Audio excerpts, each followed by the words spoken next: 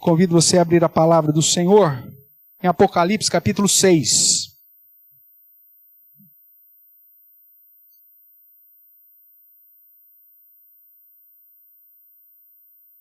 Estamos nessa sequência no livro do Apocalipse, irmãos. E hoje vamos começar o capítulo 6.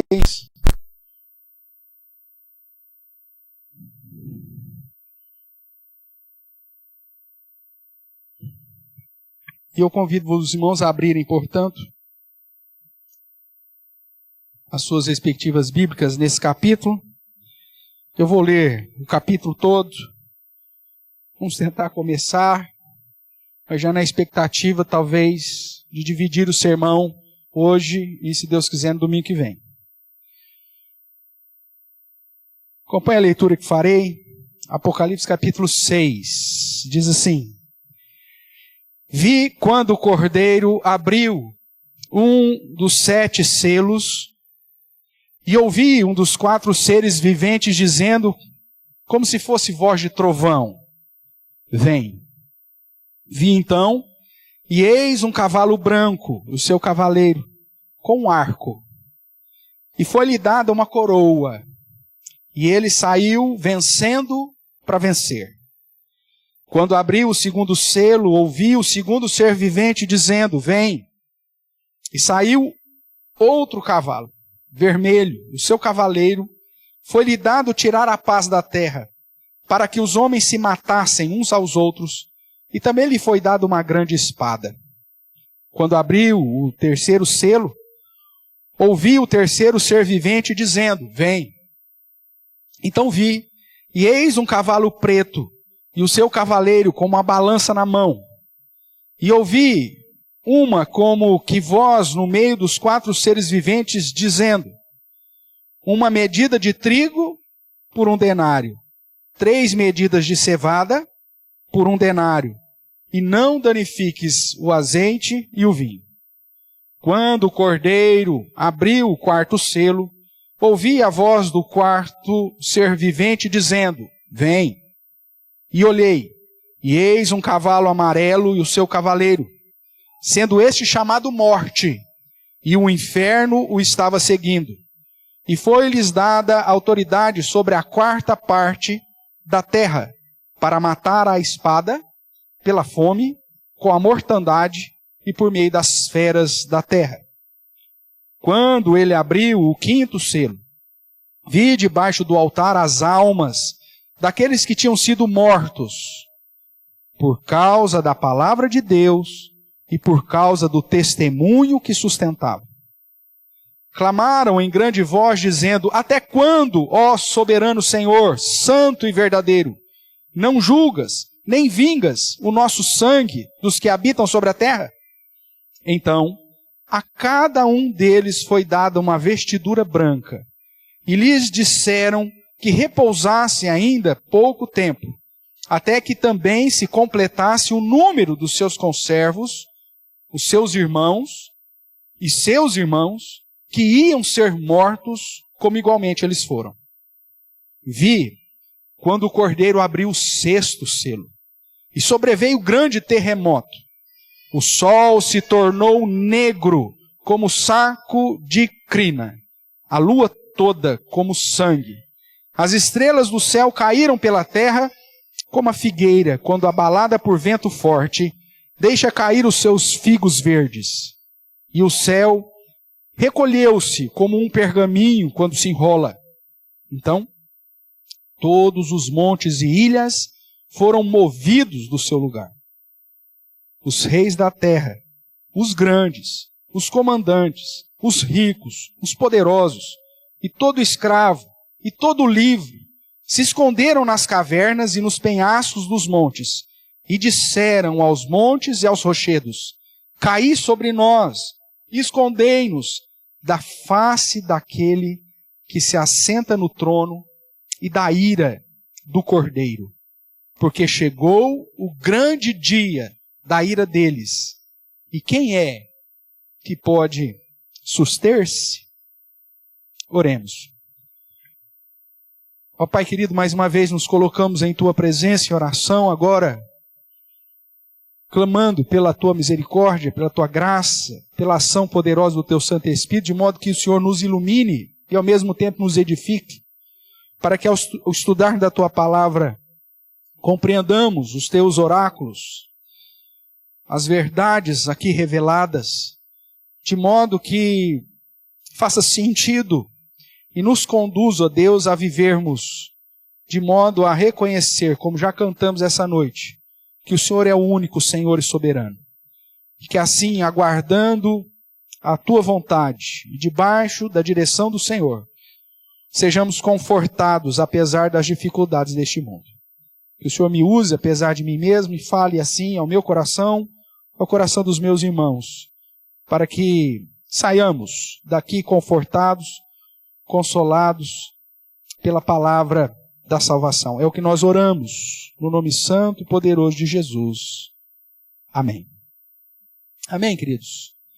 Você que está acompanhando já essa sequência de estudos, né, que estamos fazendo, e sermões aqui no livro de Apocalipse, já observou que desde do capítulo 1 inicial, tratando do autor, da autoridade do livro e da autoridade daquele que revela, já mostrando que ele está acima de tudo e de todos. Depois, iniciando a primeira sessão, nós vemos uma palavra específica voltada à igreja do Senhor Jesus, igreja essa de todos os tempos, espalhada por todos os lugares, através das 7 cartas, que exorta essa igreja a permanecer fiel até o fim, mesmo diante das perseguições, mesmo diante do desânimo espiritual, mesmo diante das heresias, dos erros, dos falsos mestres que se levantam.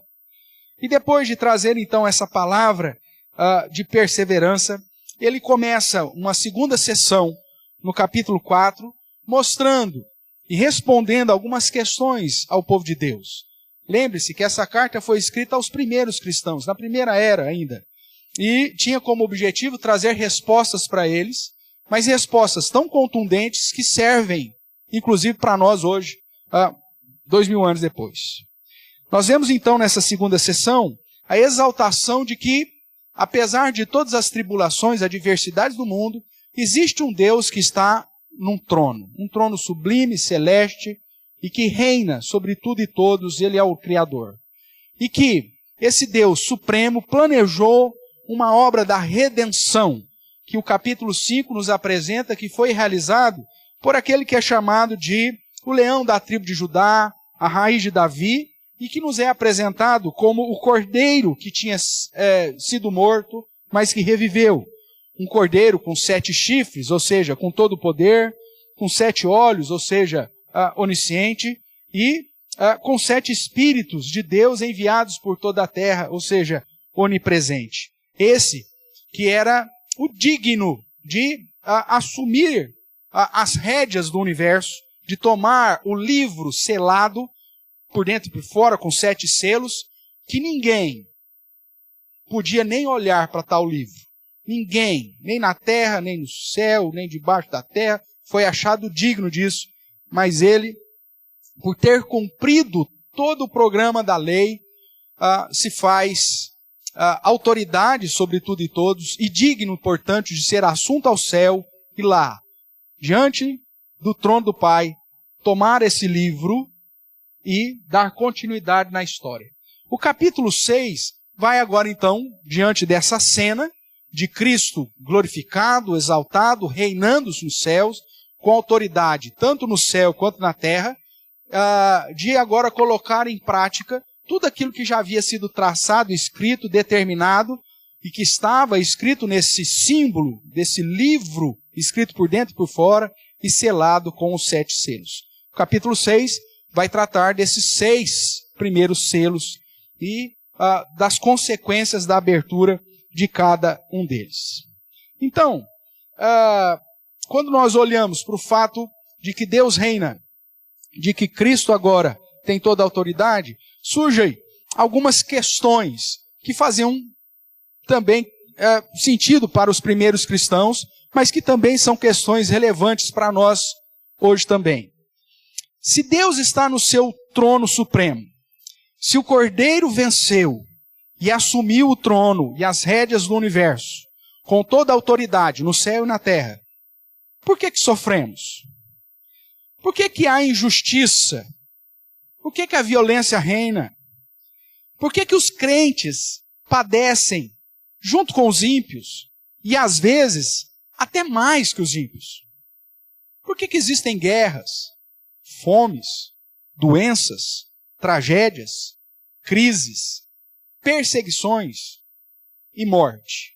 Todas essas questões, em algum momento da nossa vida, nós já nos perguntamos. E são perguntas lícitas. Afinal de contas, se Jesus veio, venceu, ele reina, por que ainda passamos por todas essas circunstâncias?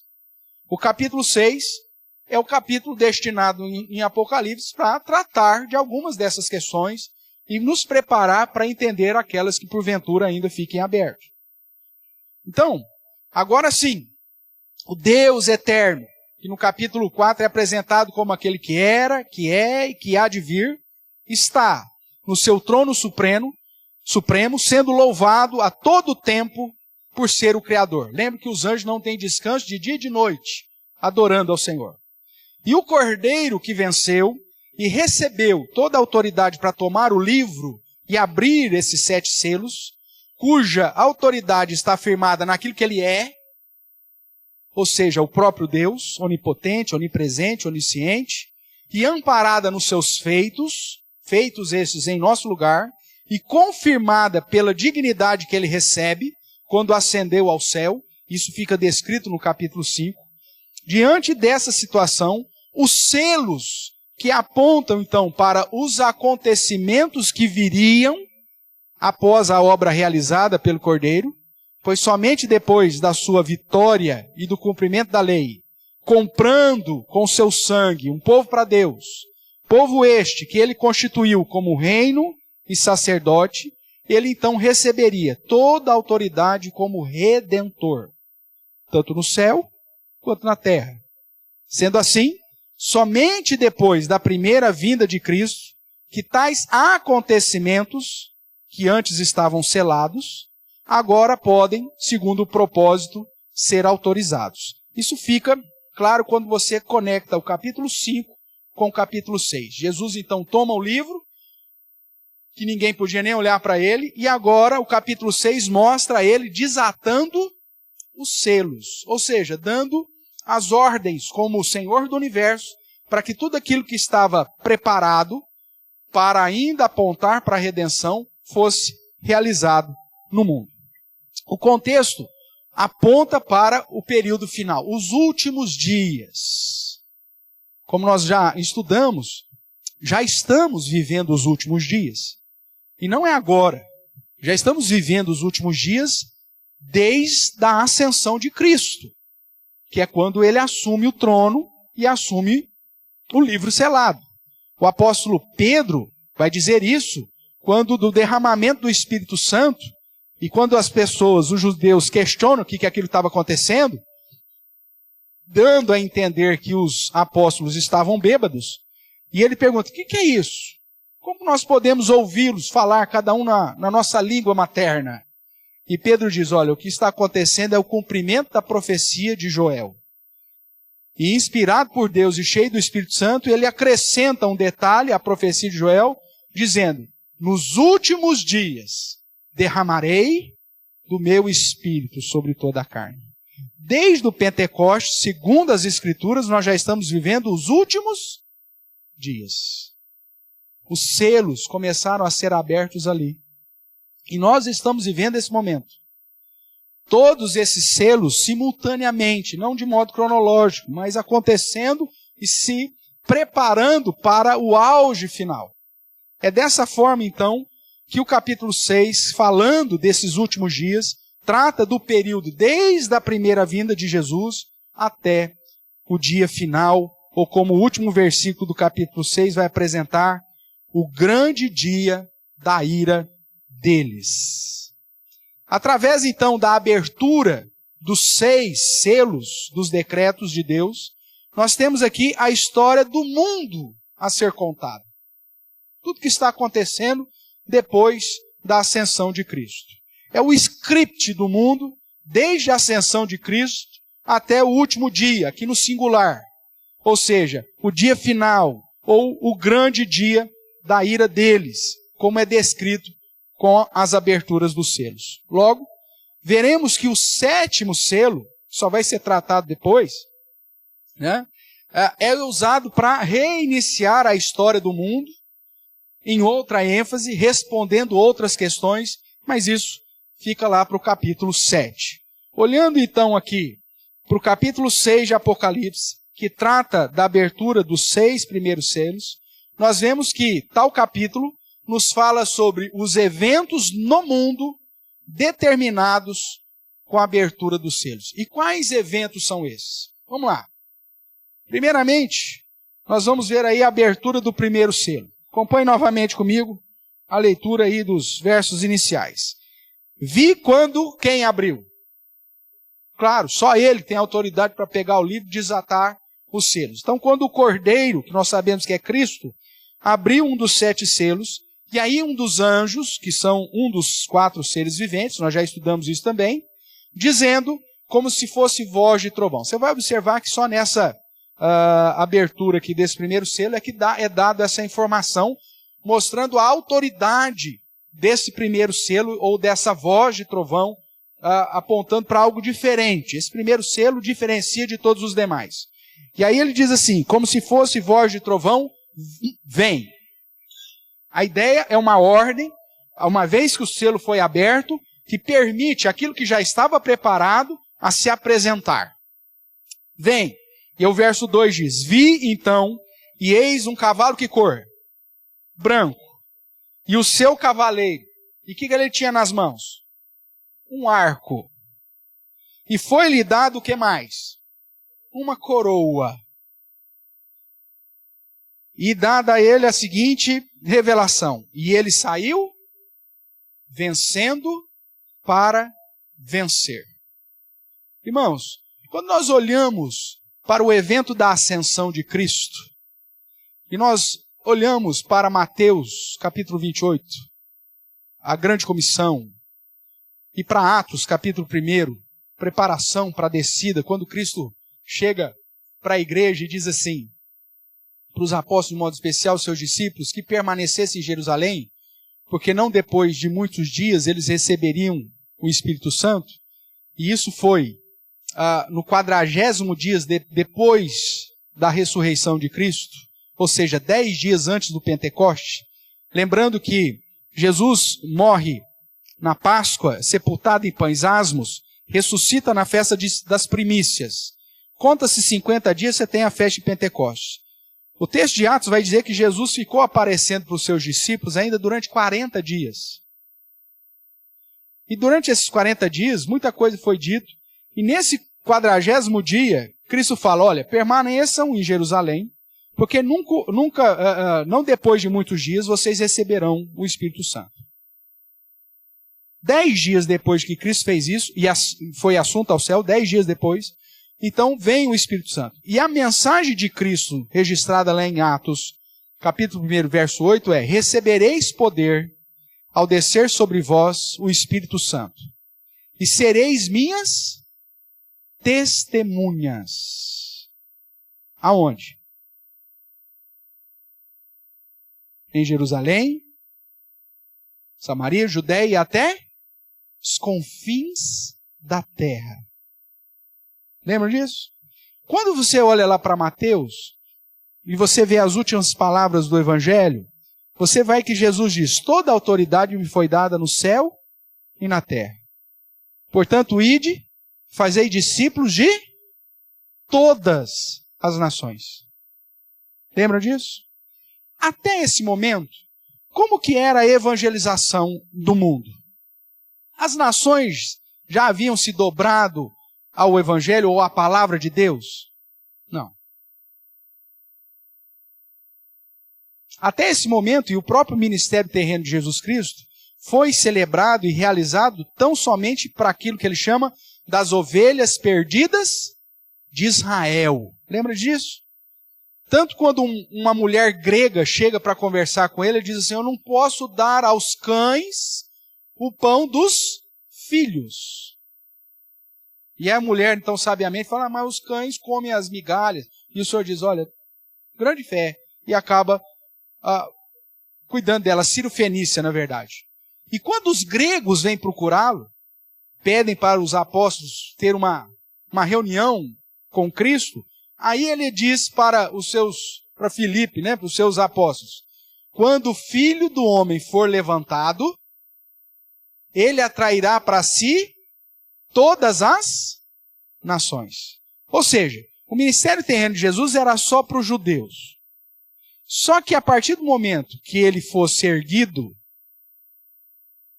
que ele fosse levado para a cruz, morresse, vencesse a morte e assunto aos céus, ele cumpriria a profecia, o oráculo que foi dado lá por Daniel para Nabucodonosor.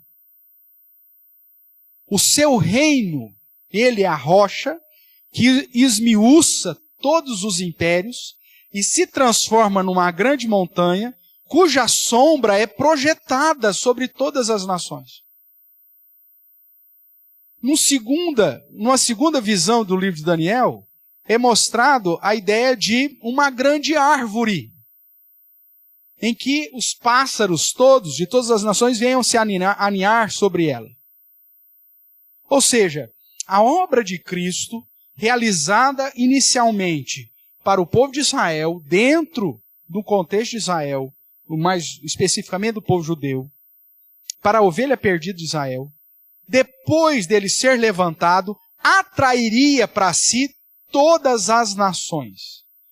A sua sombra, ou a sombra do seu reino, seria projetada sobre toda a terra. Por isso Cristo diz, toda autoridade me foi dada nos céus e na terra. Ide, portanto, e fazei discípulos de todas as nações. A Bíblia ainda vai dizer que até esse momento, Satanás reinava sobre as nações. Os reinos estavam debaixo do engano de Satanás. Tanto é verdade que durante o ministério terreno de Jesus, no início do seu ministério, o que Satanás promete para ele? Na tentação. Se você prostrado me adorares, eu te darei o quê? Todas as? Aí por que Satanás está oferecendo as nações para Cristo? Porque até aquele momento, as nações estavam prostradas, enganadas, debaixo da mentira de Satanás. Nenhuma se convertia. Jesus não fala para Satanás assim, para de falar besteira, rapaz, o reino é meu. Não, não. Ele simplesmente confronta Satanás com outra palavra, mas não desmente o fato de que Satanás tinha o poder sobre todas as nações. Só que quando Cristo vence o valente, envergonha Satanás na cruz, e Satanás é lançado, como Cristo diz, dos céus, porque ele não tem mais a função de acusar ninguém, porque Cristo já pagou pelos nossos pecados, Jesus agora toma a autoridade do céu e da terra. Satanás é preso, segundo Apocalipse, lá no capítulo 20 vai dizer, para não mais enganar as nações. E aí nós estamos vivendo justamente esse momento. Quando Cristo vence na cruz, assume o trono do universo, toma o livro com 7 selos, recebe toda a autoridade no céu e na terra, o valente é amarrado, ele não pode mais seduzir e enganar as nações, conforme Apocalipse diz. Então Jesus abre o primeiro selo, que é o selo que sai vencendo para vencer. Na abertura do primeiro selo, o primeiro evento que é determinado para se aplicar sobre o mundo é o alcance e a vitória do Evangelho. Por isso que Jesus disse para os seus discípulos, permaneçam em Jerusalém, vocês vão receber o Espírito Santo para ser as minhas testemunhas, para o mundo todo. Agora o ministério não é mais somente para o povo de Israel, mas é para todas as nações. A ideia, a força missionária não é mais centrípeta, não é mais vinde a Israel, vinde a Abraão, vinde aos judeus para receber a bênção. Mas agora a igreja ide às nações e pregai o evangelho e fazei discípulos. Muda-se a perspectiva. Até o momento da obra de Cristo, na sua primeira vinda, as pessoas para se achegarem a Deus tinham que vir. Vinde a Israel, vinde a Abraão. Em ti serão abençoadas todas as famílias da terra. Aqueles que te abençoarem serão abençoados. E por isso só havia salvação quando as pessoas vinham ao judaísmo. Porém agora, Cristo assume as rédeas do universo. Ele venceu, recebe toda a autoridade e debaixo dessa autoridade olha para a sua igreja e capacita a sua igreja de modo que ela agora tem autoridade em Cristo para pregar o evangelho em todos os lugares. E aí você começa a ver as nações se convertendo. O que você não via antes. Porque antes Cristo ainda não tinha tomado o livro e não tinha aberto o selo. Portanto, o primeiro evento de esfera mundial com a abertura do selo é o alcance e a vitória do evangelho. Quando o Cordeiro abriu o primeiro selo, sob a premissa de um dos seres viventes com voz de trovão, ou seja, de autoridade, aparece, portanto, um cavalo branco, que é símbolo aqui de pureza, com o seu cavaleiro. Este tem na mão, segundo o texto, um arco, que é símbolo de flechas a longo alcance. A ideia de uma arma que aponta para grandes distâncias. E como ele tem nas mãos esse arco, ele recebe também uma coroa, um outro símbolo de poder, um outro símbolo de autoridade, com uma missão vitoriosa. Saiu vencendo para vencer. É assim que é apresentado a missão desse primeiro cavaleiro. Quando você vai para uma interpretação errônea do Apocalipse, as pessoas vão interpretar os 4 cavaleiros como sendo atos ruins na história da humanidade. E colocam, inclusive, primeiro cavaleiro como sendo o diabo. Isso é impossível. Porque o diabo já foi envergonhado na cruz. Ele saiu derrotado para perder. Ele não saiu vencendo para vencer.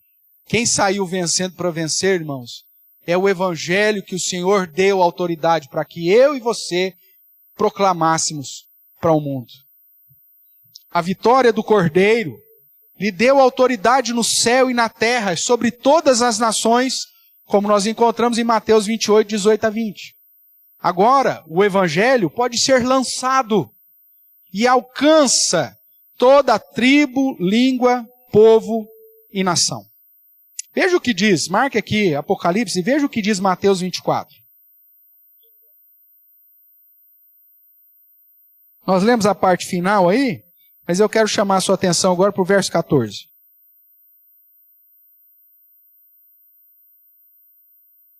Jesus falando a respeito de como seriam as últimas coisas, respondendo aos seus discípulos o que aconteceria, e tratando dos princípios das dores, ou do início, ele vai dizer, lá no verso 14, depois de falar de todas as dificuldades, dos problemas, das perseguições, veja aí o verso 9, por exemplo.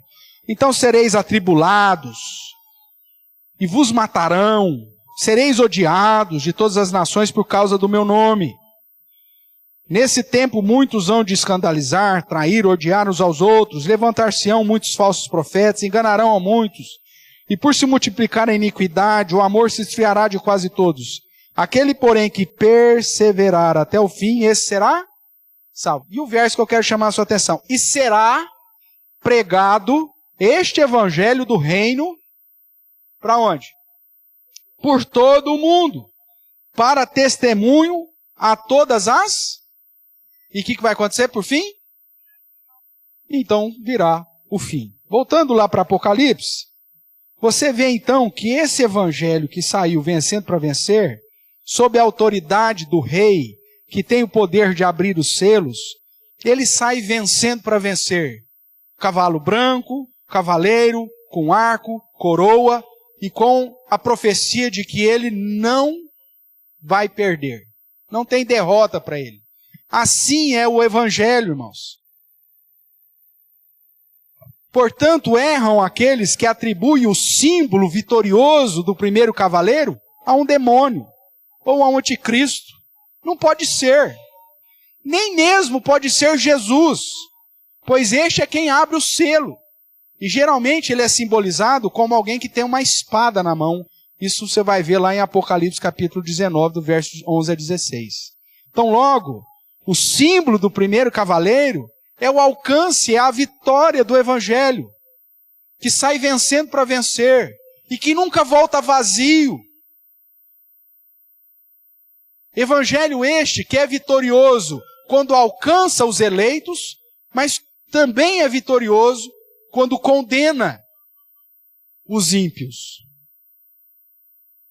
Nós sabemos então que o Evangelho aponta para o próprio Cristo. Afinal, Jesus é o Verbo, a palavra, e que não pode ser vencido no cumprimento dos seus propósitos. Ou seja, esse Evangelho, ele traz vitória ou cumprimento, sucesso, tanto quando ele é aplicado para a vida, quando ele é aplicado para a morte. Dessa forma, irmãos, quando nós olhamos para as palavras do apóstolo Paulo, que vai dizer que na nossa pregação,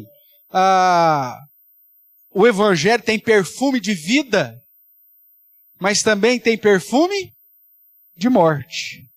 Perfume de vida, quando esse Evangelho é aplicado sobre aqueles que o aceitam, são salvos. E cheiro de morte, para aqueles que o rejeitam.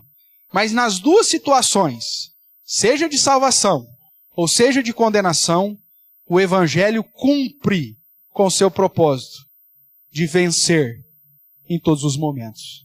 Assim, o primeiro evento com a abertura do selo sobre o mundo foi a autoridade que Cristo deu à sua igreja para proclamar, para testemunhar da palavra e do seu testemunho. Veja comigo aqui em Apocalipse, capítulo 6 ainda, andando um pouquinho mais para frente, no verso 9, quando ele vai tratar sobre os crentes, ele diz assim: quando ele abriu o quinto selo, eu vi debaixo do altar as almas daqueles que tinham sido mortos, e ele vai dizer qual foi o motivo que as pessoas foram mortas. Eles foram mortos por causa do quê? Da palavra de Deus, referindo-se ao Antigo Testamento, e por causa do quê? Do testemunho que sustentavam, que em outros momentos já é nos apresentado como testemunho a respeito do próprio Cristo. Veja aí capítulo 1 de Apocalipse. Verso 9. Eu, João, irmão vosso e companheiro na tribulação, no reino, porque o reino já estava em vigor, e na perseverança em Jesus, achei-me na ilha de chamada Patmos, por causa do quê? Da palavra de Deus e do quê? Do testemunho de Jesus. Voltando para Apocalipse 6, o testemunho que sustentavam, portanto, era o testemunho de Jesus. O mesmo testemunho que Jesus havia dito lá em Atos 1:8. Recebereis poder ao descer sobre vós e sereis minhas testemunhas. Irmãos, o primeiro evento com a abertura dos selos é o alcance e a vitória do Evangelho sobre todas as nações. Até o ministério terreno de Jesus, as pessoas para serem salvas vinham para os judeus, para o Israel. Depois de Cristo, agora a igreja vai até as nações. E as nações, agora, livres da sedução de Satanás, que está preso para não mais enganar as nações, ouve o evangelho da salvação e se prostram diante daquele que é o verdadeiro e único rei. A sombra do império universal, cósmico de Cristo Jesus começa a ser projetada sobre todos os povos, tribos, raças e línguas. Esse é o primeiro evento com a abertura dos selos. Vamos para o segundo. Veja aí Apocalipse capítulo 6, verso 3. Quando abriu o segundo selo, ouvi o segundo ser vivente dizendo: vem. E saiu outro cavalo, vermelho, e o seu cavaleiro. Foi-lhe dado tirar a paz da terra, para que os homens se matassem uns aos outros. E também foi dada uma grande espada. Aqui nós começamos a ver as consequências do avanço do Evangelho. O segundo selo aponta para o segundo evento sobre o mundo, mostrando sobre a perseguição e o ódio aos discípulos de Cristo. Dentro dos planos desse script de Deus, o Senhor recebe a autoridade, abre o primeiro selo, dando à sua igreja o poder de proclamar a palavra de Deus e de testemunhar a respeito do Evangelho de Cristo para alcançar todas as nações. Mas o resultado, a reação disso, vai ser uma perseguição deste mundo. Volte lá para Mateus 24. Se você quiser deixar já um marcador de texto aí, em Mateus 24, porque vira e mexe nós vamos voltar para cá. Mateus 24, nós inclusive já lemos aqui, né? Porque eu ia ler só o verso 14, acabei lendo antes. O verso anteriores, falando aí dos princípios da dores, vai dizer assim, verso 9, né? Então sereis o quê? Atribulados. E farão o que com vocês? E vos matarão. Ok? Sereis amados. É isso, está aí? Não. Sereis odiados. E odiado por quem? Por todas as nações. Por causa do quê? Por causa do testemunho de Jesus. Por causa do testemunho que você sustenta. O primeiro selo nos dá autoridade para falar do amor de Deus a todas as nações, saindo vencendo para vencer, tanto na vida daqueles que se convertem, como daqueles que rejeitam o rei. Mas como reação a essa vitória do Evangelho, nós seremos odiados. E uma coisa aqui que passou às vezes desapercebido no verso 9, é que você não vai ser apenas alvo da perseguição, ou seja, atribulado. Mas o que vai acontecer? Vos matarão. Você sabe que hoje, ainda hoje, em especial no século XXI, o grupo mais perseguido na face da terra ainda são os verdadeiros cristãos? Fala-se de tantas fobias aí. Mas a cristofobia não é exaltada nos noticiários. Porque o mundo nos odeia. Cristão morrendo, para o ímpio, que bom que está morrendo. Agora, todas as outras questões, vira um movimento mundial. Hashtag não sei das quantas. Hashtag vidas importam. Hashtag vidas negras importam. Hashtag vidas femininas importam. Hashtag vidas LGBTQIA+, reticências importam. Agora você não vê as reticências vida cristãs importam. Por que cristãos morrendo e estão morrendo todos os dias, perseguidos a facadas e a tiros, cortados os pescoços? Isso você não ouve. Mas o mundo está em guerra contra o cristianismo, irmãos. Se nós estamos vivendo um momento ou um ambiente em que essa perseguição não nos conduz a esse ódio mortal, é que talvez não tenhamos sido tão fiéis ao Evangelho como deveríamos ser.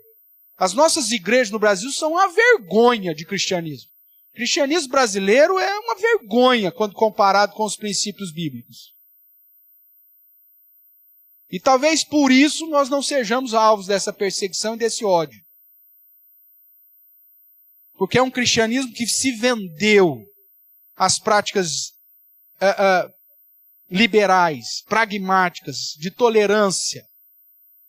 Porque se você de fato assumir um compromisso com o Evangelho e com o testemunho de Jesus lá onde você trabalha, Eu posso falar com toda certeza. Faça isso uma semana, segunda a sexta-feira, assumindo um compromisso como cristão. Na outra segunda-feira, você já vai passar no RH. Assume o compromisso ético como um verdadeiro cristão lá no seu trabalho, para você ver o que vai acontecer com você.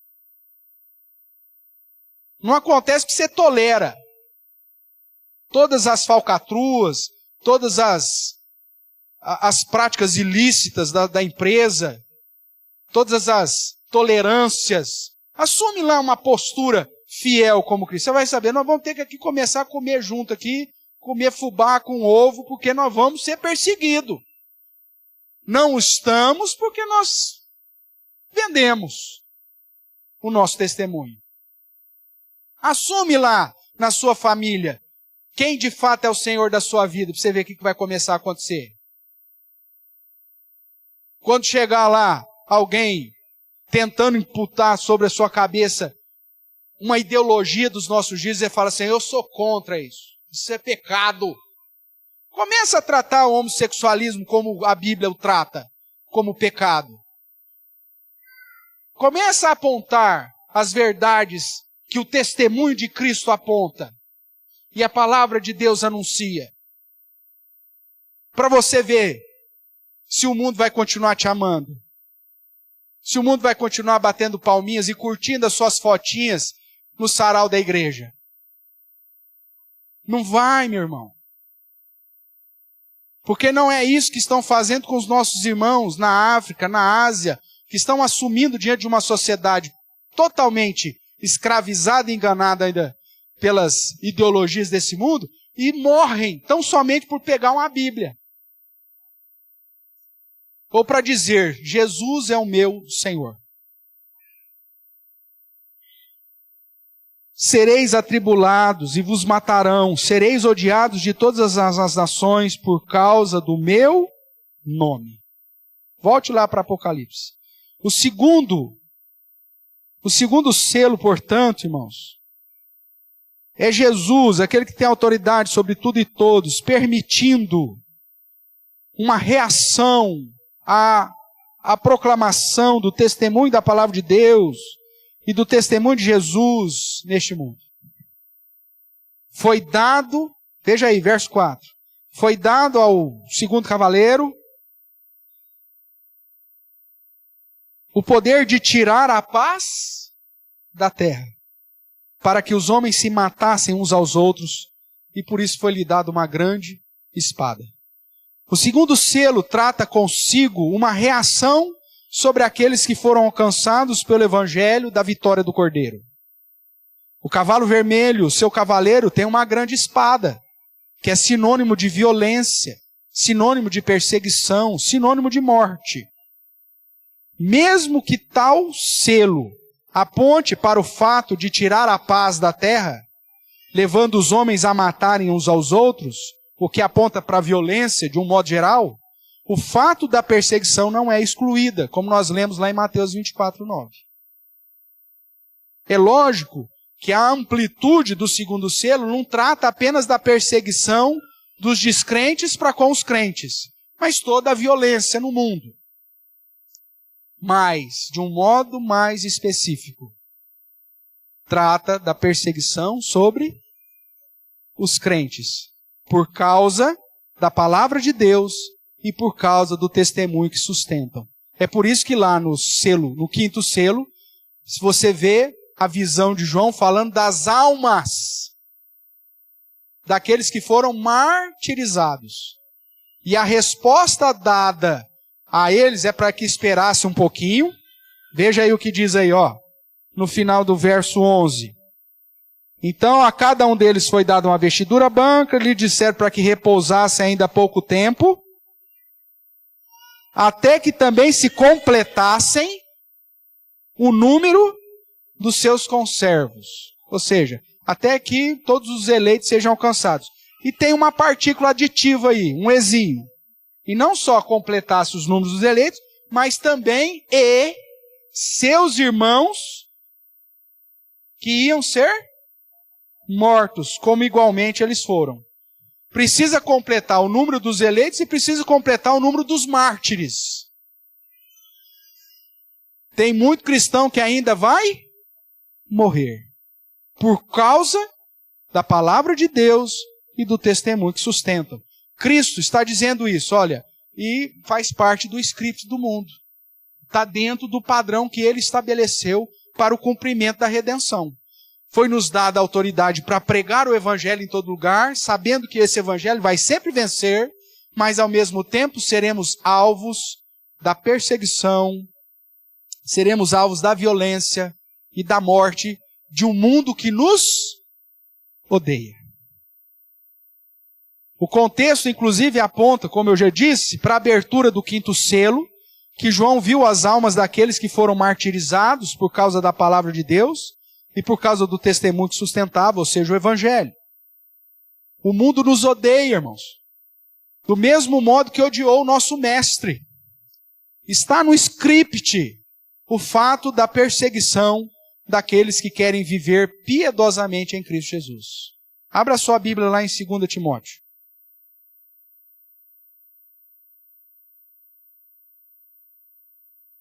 2 Timóteo capítulo 3, verso 12.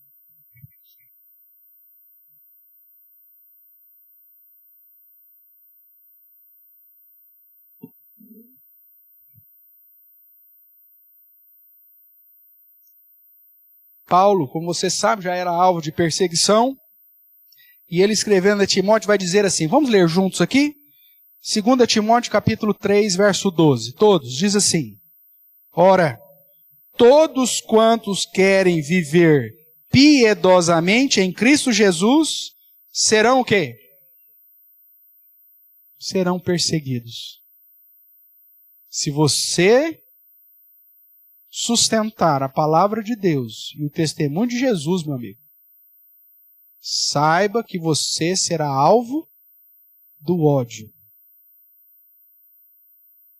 Será alvo de violência.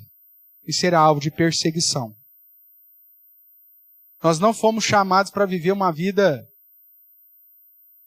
tranquila aqui. O Evangelho nos garante salvação eterna e vida eterna nos céus. Mas aqui, se andarmos em fidelidade, todos aqueles quantos querem viver piedosamente em Cristo Jesus, serão perseguidos. Não é a perseguição que te conduz a viver piedosamente. Não é a perseguição que te conduz a ser fiel a Deus. Mas o fato de você ser fiel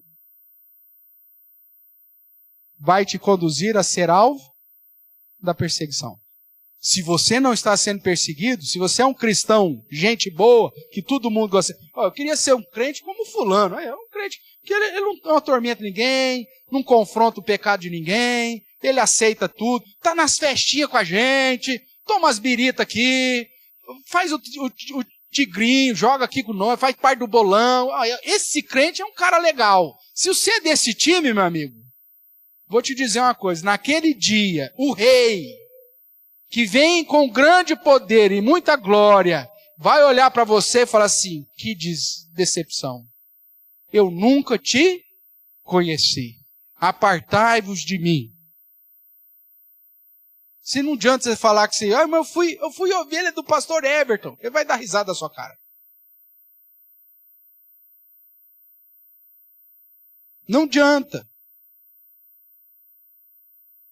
Porque a sua vida precisa ser vivida debaixo daquilo que nós cantamos, daquele que reina. Ele é o Senhor da sua vida. Você não pertence mais a você mesmo. Não são os seus desejos, não são os seus sonhos, não são os seus projetos, não é a sua parcela da CVC para sair viajando por aí. Não é isso que vai contar. O que conta é a sua fidelidade àquele que venceu na cruz e que te chamou para viver a palavra de Deus e o testemunho dele. Só que quando você assumir esse compromisso, tchau galera, hein? Tchau curtidas. Você será cancelado. Porque o mundo perseguiu o mestre e certamente te perseguirá. E isso está no script. é o que vai acontecer na vida daqueles que assumem um compromisso com Cristo de acordo com o segundo selo.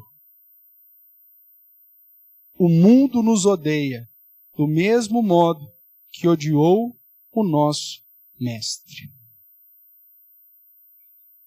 Vou parar hoje por aqui. Nós ainda temos mais 4 selos. Como nós vimos, Jesus venceu e Ele tem toda a autoridade para abrir os selos que tratam dos eventos que serão aplicados no mundo. O primeiro é a vitória do Evangelho. Você tem a autoridade dada por Cristo quando recebeu o Espírito Santo para proclamar, para testemunhar de Jesus em qualquer canto dessa terra. Sabendo que esse Evangelho vai sair vitorioso, seja na salvação daqueles que se prostram, ou seja, na recusa daqueles que se levantam contra o nosso Rei. Por isso, pregue.